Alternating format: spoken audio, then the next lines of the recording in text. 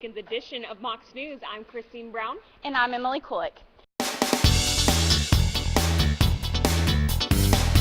SGA has a project in the works to add a parking fee to students' tuition. The parking fee will be $10 and it will help build the parking garages projected in UTC's master plan. SGA President Bradley Bell says there are many steps to be made in order for the fee to be added, but it's ultimately up to the students. If students decide the fee is inappropriate, then an increase on parking decals is possible. The parking garages are to be built within the next 10 years, and SGA hopes to add the fee before then. SGA is coordinating with UTC in order to get a food pantry started for students struggling for money. Bradley Bell, SGA president, met with SGAs from different schools for a weekend called Networking. It was there they discussed the concept of a food pantry. The concept would allow SGA to promote numerous canned food drives on campus. The food would be set up in the UC and provided for anyone who is in need of free groceries. Bell says there is not a limit to how much food students can take, and the student doesn't necessarily have to be financially eligible, but the whole point of the project is for students in need.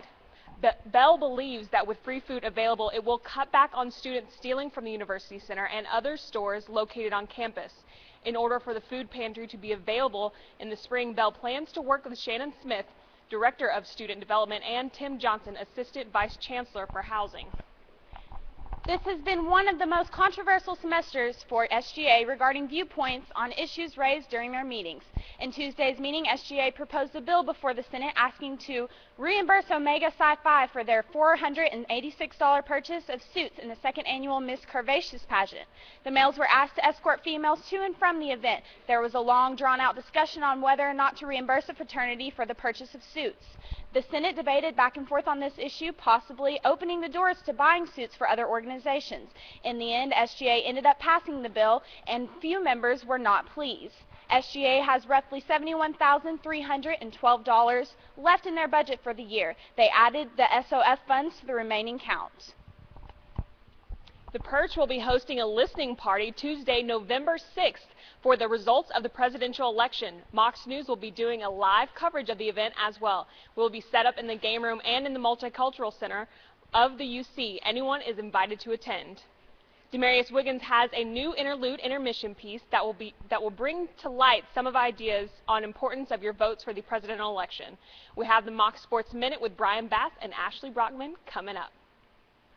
This week's Interlude-Intermission is more of a reminder for the upcoming election day next Tuesday. This is the first election for a lot of undergraduates, so I felt like spreading a little bit of wisdom among my generation. This piece is called Elect, so check it out on our Mocs News YouTube. Good afternoon, I'm Brian Bass, and welcome to your Mocs Sports Minute. The wrestling team opens their season on the road this weekend, and the Mocs will compete in a quad meet at the University of Virginia and the Hockey Open in Salem, Virginia. Action begins Saturday, November 3rd at 9 a.m. Also, the volleyball team has two important conference matches right here at home this weekend. They face UNC Greensboro Friday and Elon Saturday as they fight for a solid position in the Southern Conference Tournament. Both matches will begin at 6 p.m., so come out to McClellan Gym and support your Lady Mocs. Finally this week, the football team looks to bounce back after a tough 3-overtime loss last weekend at Georgia Southern. They will go on the road this weekend to play Western Carolina. That game kicks off at 3:30. That's going to do it for this weekend's edition of Mocs News. Be sure to check out our videos uploaded to YouTube throughout the week. We now air on Housing Channel 98 and Channel 3, so tune in. Until next time, have a great weekend from Mocs News.